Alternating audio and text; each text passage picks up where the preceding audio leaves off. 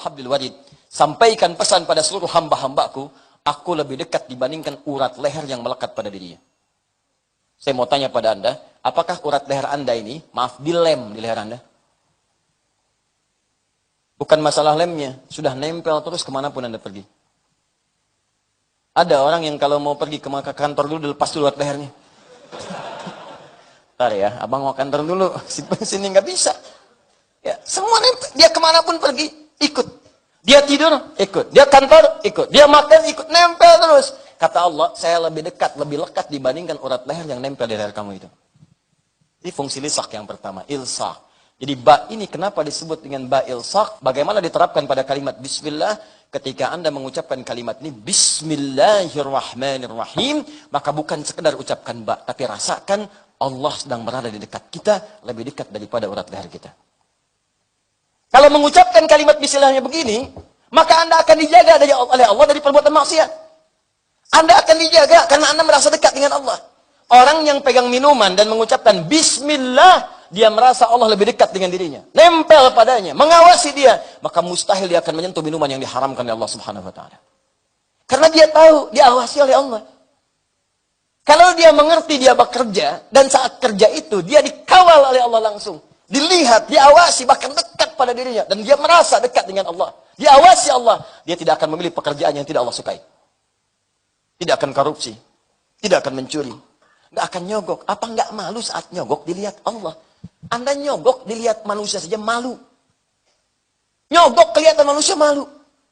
Nyogok direkam malu. Apa Anda pikir Allah nggak punya kamera? Canggih kameranya. Dibuka di hari kiamat. فَمَنْ يَعْمَلْ مِثْقَالَ ذَرَّةٍ خَيْرًا يَرَهُ وَمَنْ يَعْمَلْ مِثْقَالَ ذَرَّةٍ شَرًّا يَرَهُ. Tidak akan ada yang lolos dari kamera Allah Subhanahu wa taala.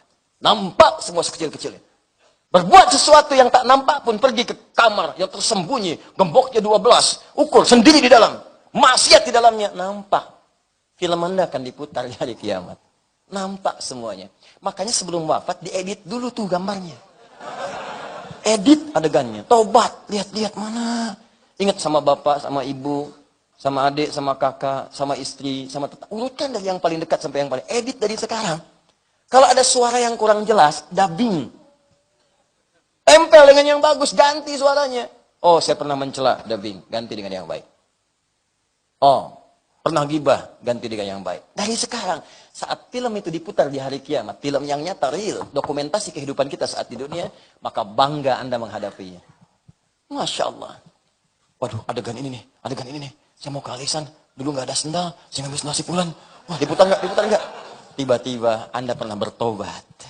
Mendatangi orangnya, pernah minta maaf, ganti sendalnya. Ternyata nggak ada adegan itu. Masya Alhamdulillah. Yang kelihatan cuma sholatnya. Masya Allah. Cuma ta'limnya, doanya, khusyuknya, permohonannya, kenikmatannya, itu yang diputar. Sekarang cuma Anda yang merasakan maksiatnya sendirian. Nanti ketika diputar, semuka langit dan bumi menatap Anda. Oh begini ternyata kelakuannya. Taklim saf pertama ternyata di luar seperti ini dia. Sholat saf pertama ternyata di luarnya begini dia. Di kantornya begini, hartanya haram. Kayak orang paling soleh di rumahnya ternyata bermaksiat. Lihat video-video yang buruk. Datang ke tempat yang tidak semestinya. Izinnya ke kantor, berangkatnya kemana? Itu diputar. Dan yang paling celaka, Anda wafat dalam keadaan itu. Itu yang paling bahaya. Anda tega bermaksiat kepada pasangan Anda. Istri pergi minta izin ke tempat yang bukan semestinya. Suami bilang ke kantor, mampirnya ke tempat lain. Wafat di situ dan di akhirat diputar, nggak sempat tobat lagi. Makanya pikir dulu kalau mau kerjakan apa-apa, inilah rahasianya. Kenapa Nabi katakan setiap perbuatan baik, ucapkan bismillah. Kullu amrin dzibalin la yubda'u fihi bi bismillahirrahmanirrahim fahuwa abtar. Setiap perbuatan baik yang tidak disertakan kalimat bismillahirrahmanirrahim, maka dia terputus. Apa yang dimaksud terputus? Terputus dari pengawasan dari Allah. Terputus nilai pahalanya dan terputus dari keberkahannya. Makanya kalau mau kerjakan sesuatu, coba bismillah. Bismillahirrahmanirrahim. Dan kalimat ini otomatis tidak akan pernah diucapkan dalam konteks maksiat. Berat lisannya. Nggak ada orang maksiat pakai bismillah. Waduh, sendal hilang, pakai itu tuh yang bagus tuh. Takut dosa, pakai bismillah aja. Bisa. Ya. Jelas ya? Nah, jadi ini kalimat pertama. Jadi biasakan setiap mengerjakan sesuatu, bismillahirrahmanirrahim. Bismillahirrahmanirrahim. Ba-nya ilsaq. Sesuatu yang menghadirkan kedekatan kita dengan Allah Subhanahu wa taala. Maksudnya, usahakan setiap mengerjakan berbagai hal kita merasa disaksikan oleh Allah Subhanahu wa taala. Kalau sudah hidup kita begini dan merasa Allah dekat dengan kita, maka sudah dijawablah langsung oleh Allah. Ujibu da'watad da'i idza da'an. Jika dia punya kebutuhan, seketika aku akan berikan. Itu rahasianya. Makanya ada orang-orang yang saking dekatnya dengan Allah, belum minta, sudah dijawab. Belum minta. Belum memohon, sudah dikabulkan. Kan saya sering sampaikan, Maryam ada. Ya, Maryam itu kan bukan nabi, bukan rasul, manusia biasa. Kenapa diberi contoh dalam Al-Quran manusia biasa? Supaya kita bisa mengikutinya. Supaya Anda tidak katakan, dia kan nabi, ya Allah. Dia kan rasul. Oh, saya manusia biasa. Aku mah apa itu? Kata Allah, kamu manusia. Maryam manusia. Imran manusia. Dia bukan nabi, bukan rasul. Kamu bukan nabi, kamu bukan rasul. Kenapa dia bisa, kamu tidak? Dengan cara apa lagi bisa diterangkan? Maryam ada, Luqman ada, Imran ada, Hannah ada, Asiyah ada. Ada semuanya. Apa yang tidak ada? Karena itu kita turunkan ini sebagai bagian dari contoh kehidupan kita turunkan. Bangun kedekatan dengan Allah. Bangun. Bangun. Coba. Wa idza sa'alaka 'ibadi 'anni fa inni qarib. Setelah mengatakan saya dekat, ujibu da'watad da'i idza da'an. Maka ketika dia punya permohonan, aku kabulkan. Nah, karena itu orang yang bismillah itu, maka akan dibuktikan kedekatannya dengan menyembah Allah, beramal soleh. Makanya langsung disusul dengan kalimat falyastajibuli. Ketika saya panggil, cepat respon. Makanya orang-orang yang dekat dengan Allah sebelum dipanggil, dia sudah mendekat. Karena itu orang yang paham bismillahirrahmanirrahim, diucapkan 17 kali dalam sehari. Kenapa itu diucapkan? Supaya kita menjadi semakin dekat dengan Allah. Semakin latihan. Anda mengucapkan 17 kali dalam sehari, masa nggak dekat juga? Minimal paham. Orang mengucapkan sekali, belum paham, sekali lagi. Belum ngerti, sekali lagi. Anda 17 kali sehari. Masa nggak paham juga? Masa nggak dekat juga? Saya melakukan pendekatan misalnya ke Abdul. Sekali datang, nggak ketemu, wajar. 2 kali datang, nggak ketemu. 3 kali datang, 17 kali. 17 kali sehari datang. Masa nggak ada yang ketemu? Dapat, saya bisa dapatkan itu. Saya pengen ketemu Abdul. Masjid Al-Ihsan. Sekali datang, nggak ada. 2 kali datang, nggak ada. 17 kali sehari. Tengok lagi, tengok lagi, tengok lagi. Ada. Sekarang nggak dapat, besoknya dapat. Sekarang nggak dapat, besoknya dapat. Anda baca Bismillahirrahmanirrahim seumur hidup berapa kali? Masa belum dekat juga dengan Allah? Sehari 17 kali, belum dekat. Besoknya baca lagi. Besok belum dekat, baca lagi. Bertahun-tahun baca, belum dekat juga. Anda butuh berapa waktu lama lagi?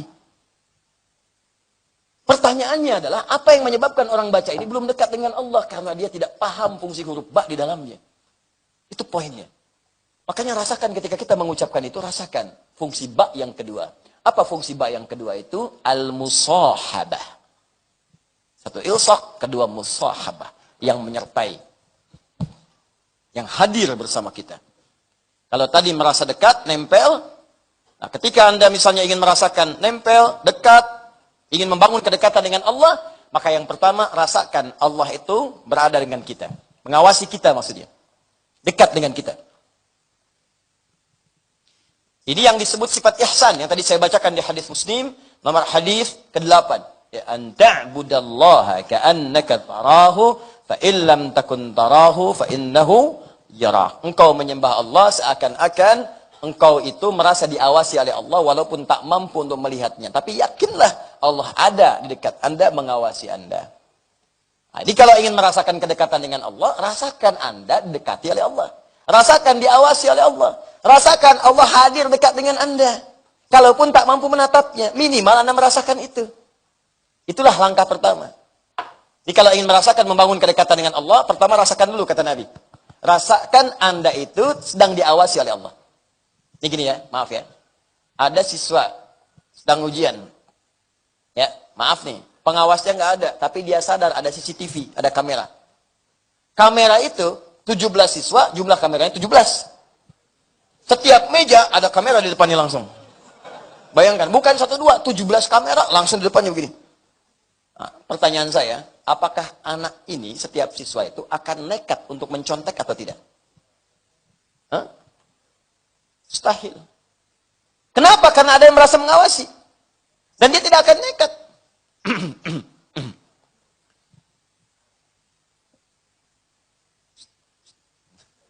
Ini kameranya ke sini, tutup dulu misalnya.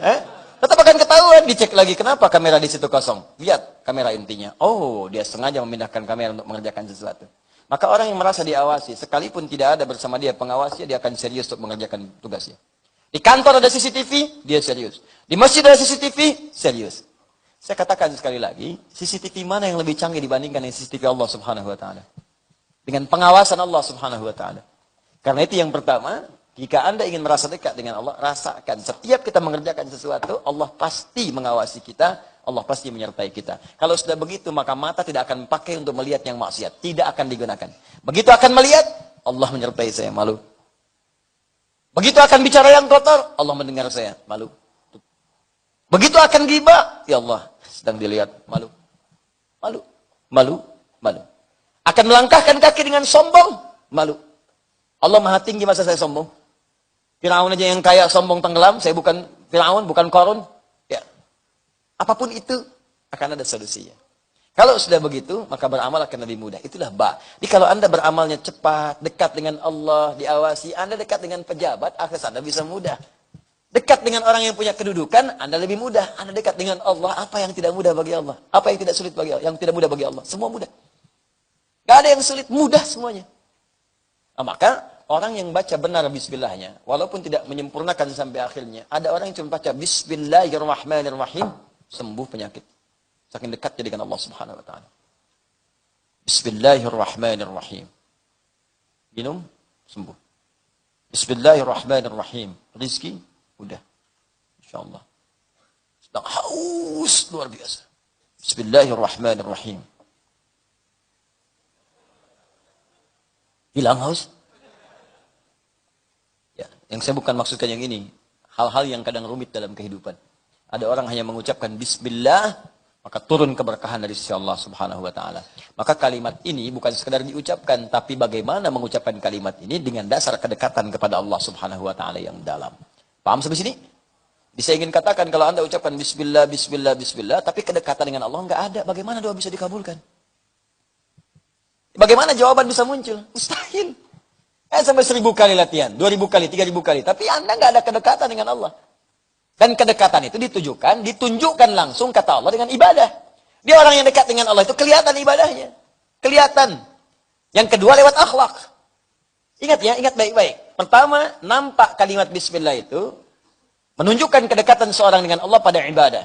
Lihat salatnya, lihat sunnahnya, lihat bacaan Qur'annya, lihat tilawahnya, lihat bangun malamnya. Lihat doanya. Setelah itu hasil ibadahnya nampak pada akhlak. Karena setiap ibadah itu terkorelasi dengan akhlak. Salat itu ibadah. Apa fungsi salat? Akhlak. Innas salata tanha anil fakhsya'i wal munkar. Anda salatnya bagus secara syariat fiqih. Rajin kuantitasnya, rajin sunnah dikerjakan, tahajud dikerjakan. Masya Allah, bacaan bagus. Cuman sayang, pendalaman tidak ada. Dampak gak muncul, akhlaknya tidak muncul. Mohon maaf, salat iya, narkoba iya.